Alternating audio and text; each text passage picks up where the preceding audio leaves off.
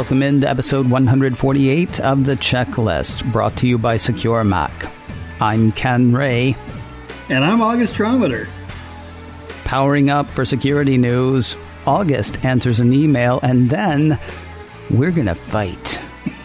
Ready Player One, this is The Checklist, brought to you by Secure Mac.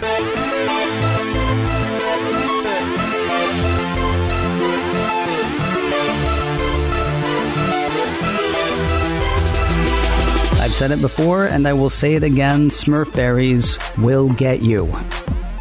VentureBeat says new data from Akamai, an internet delivery and cloud services company, has exposed that the video game industry remains a growing threat vector for security breaches. According to the report, hackers have targeted 12 billion credential stuffing attacks against game websites within a 17-month period. Emu Paradise, the retro gaming site, is the latest gaming community to admit having suffered a credential stuffing attack. So since this is a thing that's happening in the billions, let's start there. What is a credential stuffing attack? So the idea is this. Suppose you've signed up with a website, and let's say you've used admin for the login and password for the password, and I know nobody listening to this podcast would ever do that, but let's just say that is what happened. You know, a hacker comes along and hacks that site. Now, if that password isn't encrypted, then now they know your login and password. And because people who don't listen to this show often use the same login and password, the hackers just assume that you're using this in a lot of different places, which is probably a good assumption on their part. So they write a little program that takes all these logins and passwords and tries them out on various sites like Apple, Amazon, Hulu, Netflix, et cetera, et cetera. And when they find some that work, they can then use those to gain access to other accounts. On top of that, once they're done with your login and password, they go ahead and sell it on the dark web, where other hackers can also do the same thing with your login and password. Now, VentureBeat poses the question, why is gaming such a weak link? And I'm kind of on the fence on that. I mean, if you read the article, it seems like it's not necessarily the weak link that they're playing it up to be. I mean, it kind of is. This is what I mean by I'm on the fence. It seems like the VentureBeat article is putting it on the games industry to protect us from ourselves in a way, but I don't want to wreck the reveal. Although, yeah, if you've listened to the show 5 times, you know where this is going, but we'll still take our time to get there. One area that the piece points to is the perception that game sites aren't as stringent about security as, you know, banks or e-commerce sites. Is that a fair assessment? People in general are pretty forgiving until it comes to their money. If I'm working on an e-commerce website, which I have many times, I tell my team to make sure the money part is super well tested. Because if you screw up with someone's money, you just lost a client. I think financial institutions have much more rigorous safeguards than the gaming industry. And in theory, everyone should be, watching out for password login hacks. But when financial risk is involved, sites generally make sure your password is hashed and unreadable, so they can't be used for credential stuffing. Now, I'll be honest, I don't think we can actually do this without wrecking the reveal, as I say. And as I said a minute ago, regular listeners know, where this is going. It's people's propensity to reuse passwords. And this is why I think that VentureBeat's being a tiny bit unfair, because they're basically looking for the gaming industry to do things that years and years and years of people saying don't reuse passwords hasn't been able to do. What's interesting to me is VentureBeat actually has Google saying that 59% of online users reuse passwords. I'm really surprised the number's that low. Well, I think 59% of people say they reuse passwords, and 41% are lying about it. Well, I don't think the number's quite that bad, but okay. Yeah, I get your point. Seriously, though, all of us, including myself, we can always do better in regards to password security. Strong, unique passwords, which we've talked about many times before, provide a huge barrier to hackers. I definitely recommend a password manager, just so you can keep all those passwords straight and not have to memorize them all. I think that's generally where a lot of security falls down, is when it comes to the human in front of the computer. So if you've got a password manager to take care of that for you, then you don't have to worry about it. You let the passwords get automatically generated, so you don't have to worry about it. They're always going to be strong. They're always going to be unique, and you're going to be much better protected. Now, I know years ago, I didn't worry about reusing passwords on certain sites, like dumb sort of throwaway sites that required a login.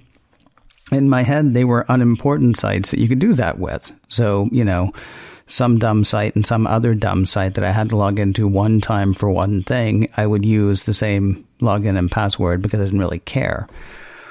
In retrospect, though, there's really no such thing as just a dumb throwaway site or a safe site to do that with, is there? So you're basically telling me that your Tinder account and your OkCupid account are both have the same login and password. Can I tell you, honestly, I am the only person I know who has never been on a dating site. I did, and I'll tell you this story sometime when we're drunk. I did get a site through a personal ad one time, or got a date through a personal ad one time. But kids, ask your parents, by the way, what a personal ad was. I mean, they're really, going back to what we were saying, though, and I'll tell you why I, over the past couple of years, have become hip to the idea that there's no such thing as a safe site or a throwaway site. I don't remember what all those sites were anymore. And I don't remember what kind of information I had to give away. I know none of them were two-factor authentication or things like that. But, I mean, I've left all these little places that could give somebody a foothold. That's actually kind of a worry that I have now, that, there are all these little places that back in the day when we didn't really care, when we signed up for stuff because it was neat and it was fun, that we may have left a bunch of little footholds for bad guys that we don't even remember were there. The way I look at it is this: there are no throwaway sites. Mm-hmm. You look at an organization like Facebook and forget the whole privacy aspect of things for a second. They've got some of the smartest engineers on the planet working for them, and they've still had breaches. Now, imagine you go to a throwaway website. Maybe you're just renting a costume or buying a t-shirt or whatever, and you're like, yeah, it's no big deal. Can you honestly say the security of that site is better than Facebook's? And I would argue, no, it's not. So there are no throwaway websites. Those sites tend to have even weaker security than the sites that you normally would sign up for and maybe do a better job of giving a unique password to.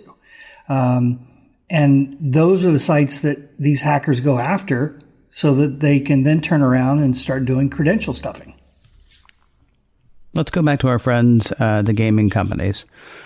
According to VentureBeat, the reason that gaming is subject to so many breaches is twofold. The first is most video game companies use low-friction authentication measures because increasing friction drives customer attrition and results in a loss of revenue. In other words, if you make it, if you give people too much time to think about what they're doing or give them too many, hoops through which to jump or hurdles over which to jump, they're just going to go someplace else that's easier. The second issue is that from a consumer perspective, gaming is seen as having a low financial risk, and as a result, gamers tend to use less secure passwords, which is what I was talking about with the throwaway sites a minute ago. Adding to these challenges is the fact that game developers are pressured to deliver more products at a faster pace, meaning there are more bugs and security issues for cyber criminals to exploit. This has created a perfect storm in the video game industry upon which hackers are all too eager to capitalize. Now, on top of all that, the piece points out that a lot of gaming forums aren't run by professionals.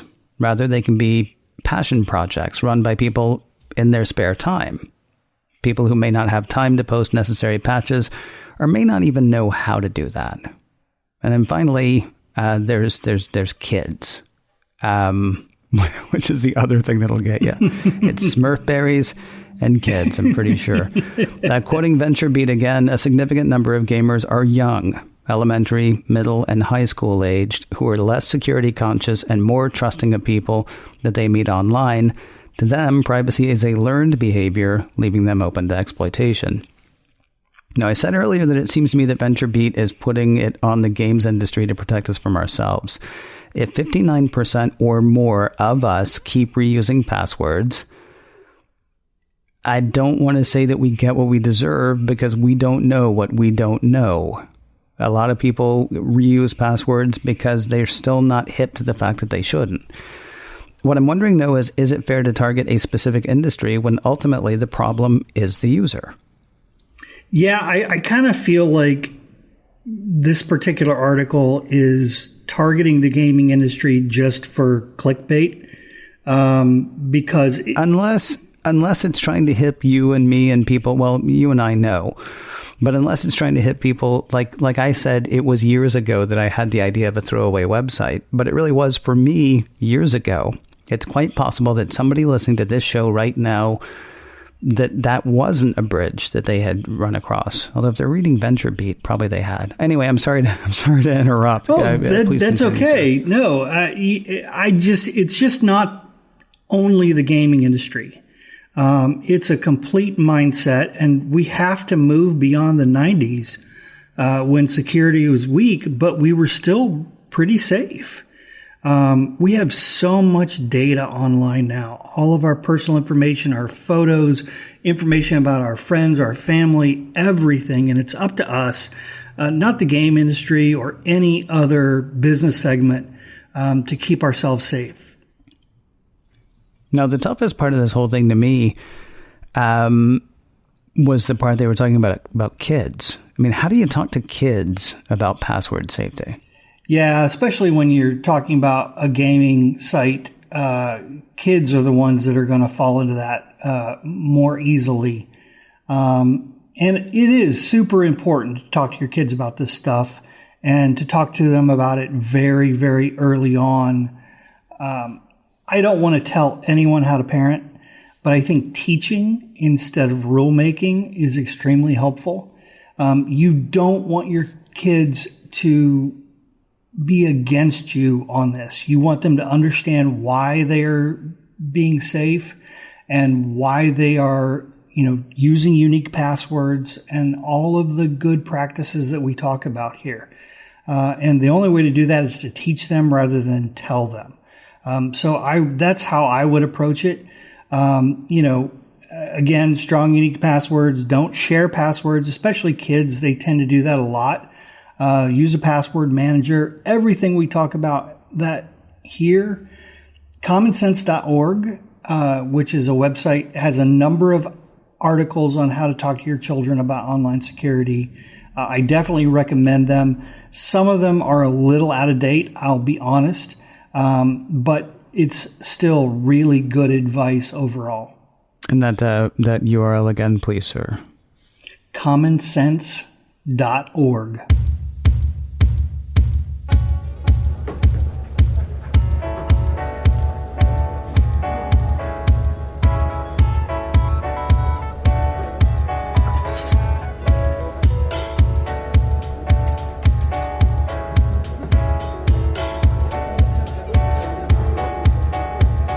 Every week we say, send us an email. And oftentimes people do. Here's an email we got from Corey wanting a bit of a clarification on something that you said a few weeks back, Mr. Trometer, that you said. Uh-oh. Yeah, you're not being called out exactly. I'm in trouble now. No, you're not being called out. That's the third segment of today's show. You're not being called out, but you are being questioned. In the July 4th... So this is the trial and the flogging happens later. No, I'm not going to do it. It's just a difference of opinion. Just because I happen to be right this week doesn't mean I'm always right. Yeah, we'll get to it. Anyway, here's Corey's email. In the July 4th, 2019 episode 144, August makes the analogy between fences and firewalls, but left me wanting. Now, for people who don't remember, July 4th was our summer security blockbuster show. We were talking about Star Wars and getting past the guns on the Death Star when August said... If you think about it, a firewall is sort of like, I don't know, the gate to your home. Mm-hmm. You know, you've got this fence around your house, and if somebody gets on the other side of that fence, you're kind of toast. But what you really need is more fences. So you need a fence between the fence and the front door, and then you need a fence between the front door and, say, the bedrooms. You know, and it's that kind of thing where if a business was really serious about security, they would segment every portion of their business and have firewalls around each portion so that, you know, just getting in past that front gate doesn't give you keys to the kingdom. So with that refresher served, here are Corey's questions.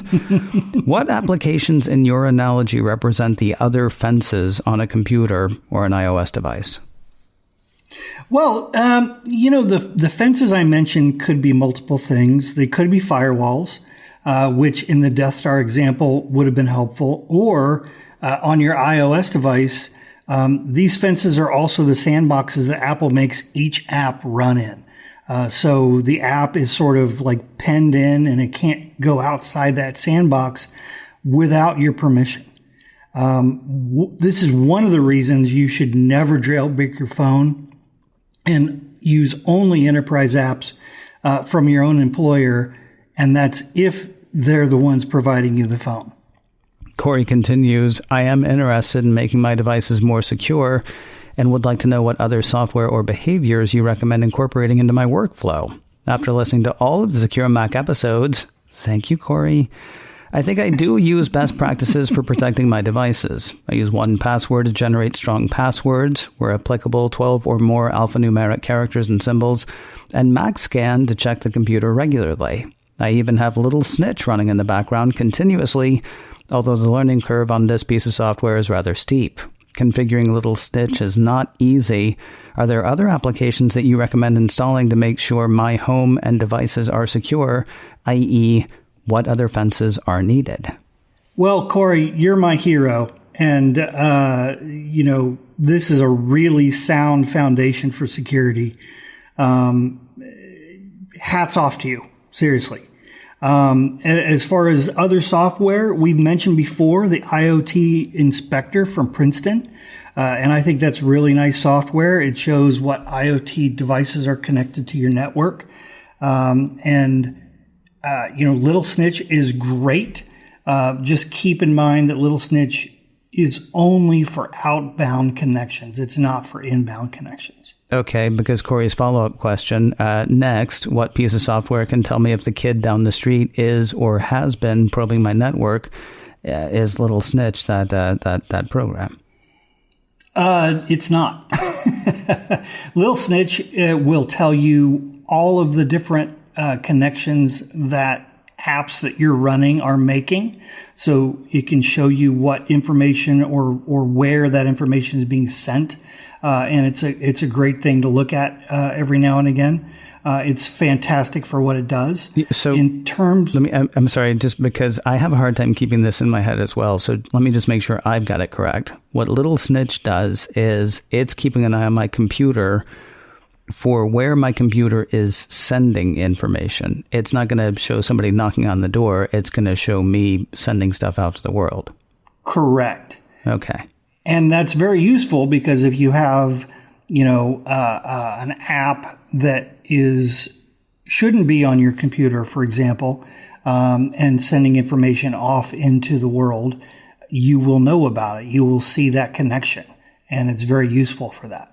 Okay, so then if I'm worried about somebody, you know, trying to get in, the kid down the street that you talked about, what's my option there? For that, I'd recommend you check out the router you got from your internet provider. Most modern routers include the ability to see who is connected. You'll be able to check the list and verify it's only the people who should have access. I also want to emphasize something. In general, your personal data isn't usually at risk unless you're a government official or a gazillionaire for these kind of attacks. Hackers are lazy, and unless you are a high-value target, they won't waste their time. Most people who would try and connect to your network are the kid down the street with a lot of spare time on his hands, or more nefariously, someone doing something they shouldn't, but that they want to direct the blame at someone else. For example, someone who pirates movies or what have you using BitTorrent might connect to your network so they don't get the blame for the download, and you do. So it pays to be vigilant. And I think that, Corey this is a great question. Help me out. What does that vigilance look like? I mean, you're saying it pays to be vigilant. Is that making sure that when I get my router from my ISP that I'm changing it to a username and password that's unique to me? Is that, what kinds of things equal that vigilance? Yes, definitely. When you get the router from Time Warner or whoever provides it, it's probably going to be set as admin and password, and you need to change that just immediately because anybody who connects to that network at that point will have access to your router, which then would allow them to do who knows what. Beyond that, I would just say if you suspect something going on, if your network is super slow, then I would do a lot more deep investigation in terms of what's happening. If you've got a super slow network and you're paying for a really high bandwidth connection, then there's a really good chance you've got somebody on there who's leeching your connection and doing something with it, whether that's an app on your computer, an app on your iOS device, or somebody connecting into your network and using it for other things. What do you do at that point? Is it then checking logs, or do you get in touch with the tech support for your ISP? What's your next step then?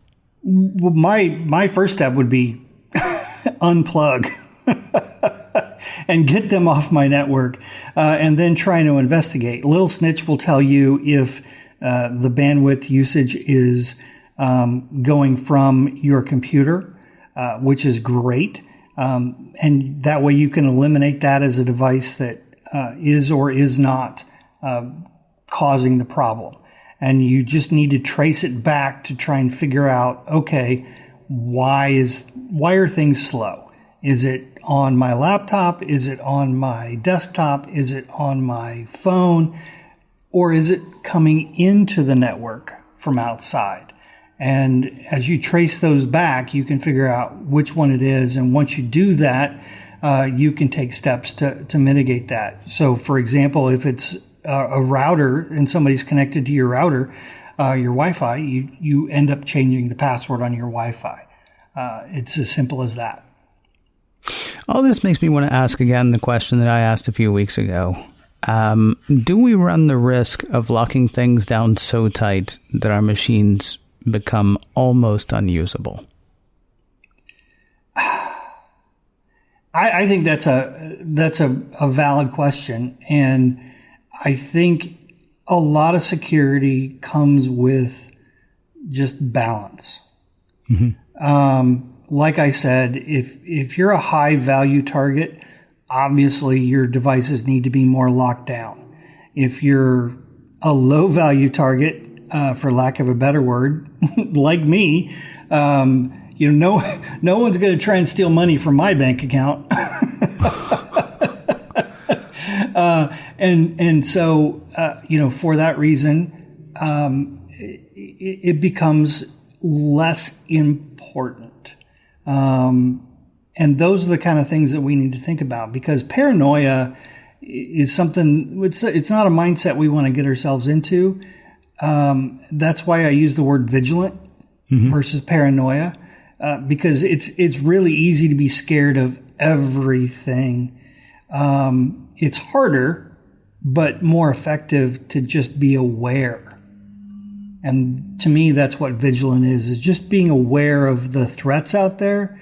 Whereas paranoia means, 8 locks on your front door.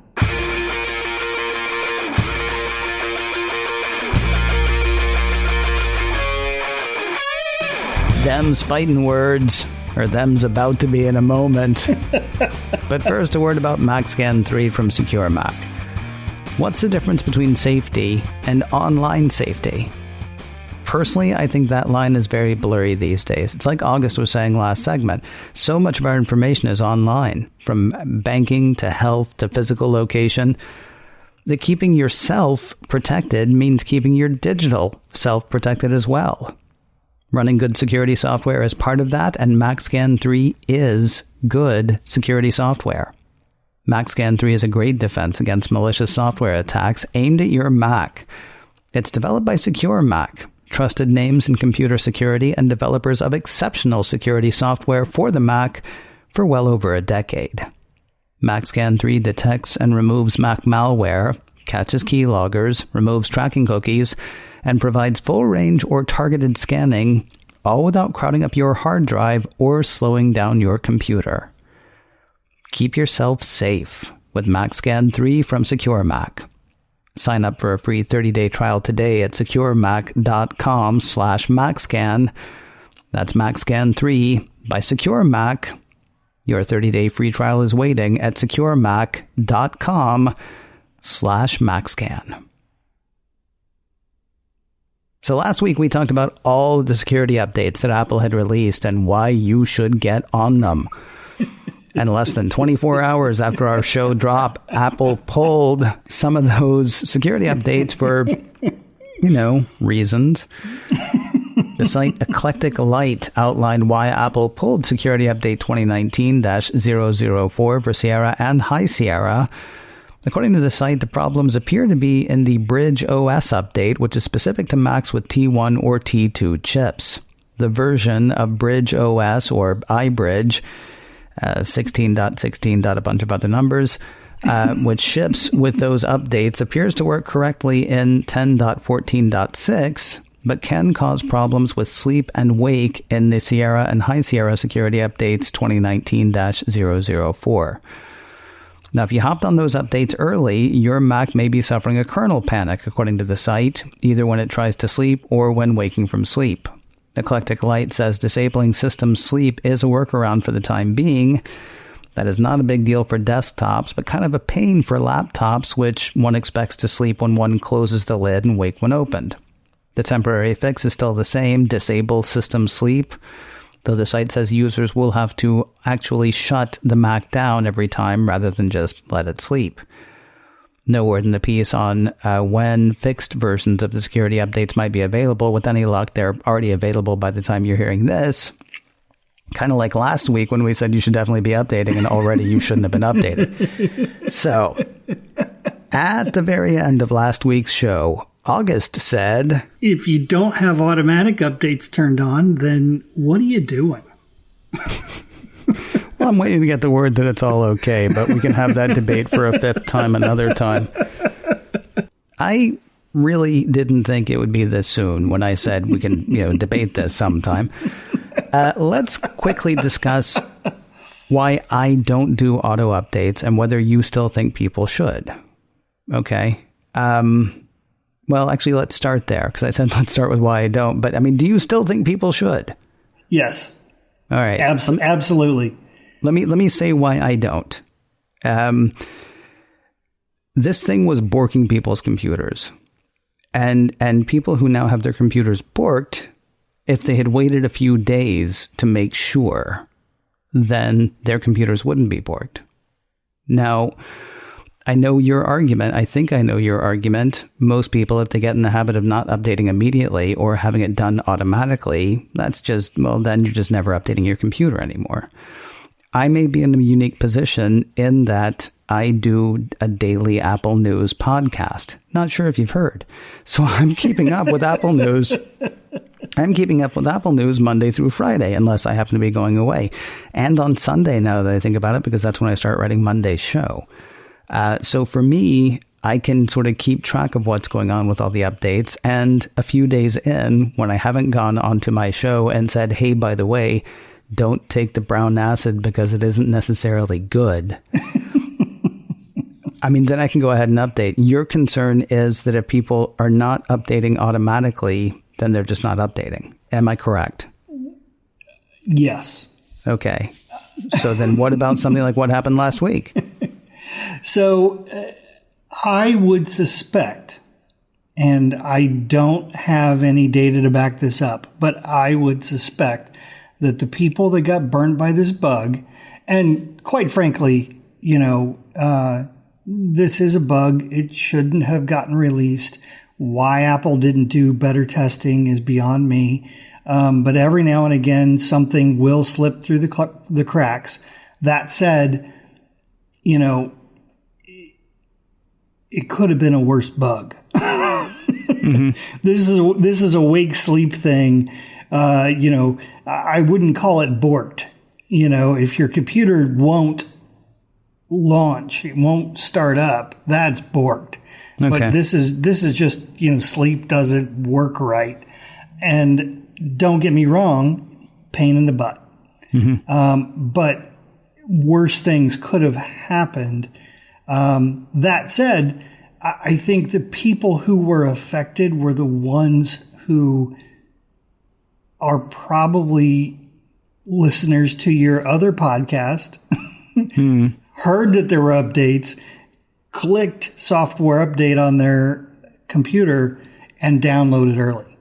Because the way Apple has auto updates set up is it usually happens late at night when you're not using your computer.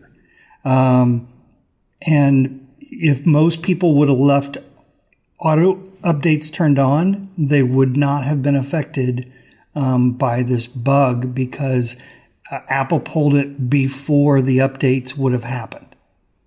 Did they? Because I thought the reason that we knew about it was because it had gone out and then people had the issue that they had. No, absolutely. Are you saying that auto updates happen later than the release? Yes. Okay. It's not, as soon as the release happens, your computer doesn't know about it. It checks late at night when you are not using your computer, and then offers to do the update. And I think the people who had problems were the ones that, said, "Oh, updates," and clicked update. I hear you. I'm going to keep doing what I keep doing. I mean, honestly, your advice, this is the only thing I think that I don't do what you and Nicholas say that I can think of. There may be other things that I've forgotten about or something, but this is the one thing because Nick and Nick both say the same thing. You should have auto updates, enabled. And I refuse. But I'll do it in a couple of days and it'll be fine because I'll know it'll be fine. I'll do it in a couple of days. So. And it's sort of like when I'm designing an application and I'm working with somebody and they're like, well, the average user would do this. And my response is generally, how do you know? You are not the average user. You are the one helping to design this product. Right. And in your case, you are not the average user. Because you do the Mac podcast every day. You are completely up to date on all of the news and all of the craziness going on. Most people, that little checkbox protects them in ways that they don't even know about. And when I say, enable auto updates, it's not necessarily for the listeners of this show. It's for the parents of the listeners of this show. It's for the brothers and sisters of the people listening to this show. Because the average person is going to want that update when it's ready to be delivered. But the people listening to the show, they know kind of what's going on. Otherwise, they wouldn't be listening. And so for them, if they want to do manual updates, I'm going to give them a pass. But I still, on my computers, have it set for auto update. That way I don't have to worry about it. This actually goes back to what you were saying for Corey's email. I mean, this is being vigilant without even having to be vigilant.